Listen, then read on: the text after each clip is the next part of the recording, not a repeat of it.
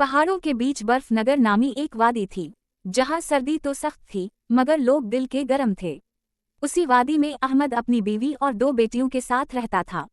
झोपड़ी कमजोर थी मगर घर मोहब्बत से भरा हुआ था। एक रात सर्दी हद से ज्यादा बढ़ गई। बच्चियां कांप रही थीं, फिर भी एक दूसरे को हंसा रही थीं। माँ ने चादर ओढ़ाई और बोली, मेरी शहजादियों, ये सर्दी हमारा कुछ नहीं बिगाड़ सकती। अहमद ईंधन ढूंढने बाहर निकला। बर्फ तेज थी मगर दिल में एक ही दुआ थी, बेटियों को आज गरम नींद मिल जाए। रास्ते में वो एक बूढ़े बाबा से मिला। बाबा ने हाल सुनकर फौरन लकड़ियां दे दें और बोले, ये ले जाओ, बच्चियां आज आराम से सो जाएगी और तुम्हारे घर की रोशनी बढ़ जाएगी। अहमद की आंखें नम हो गईं।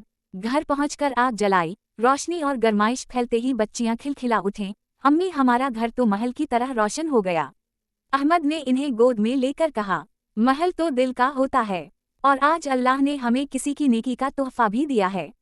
बाहर कड़कती सर्दी थी मगर झोंपड़ी के अंदर आग और चंद मुस्कुराहटें पूरी रात का सुकून बन गईं।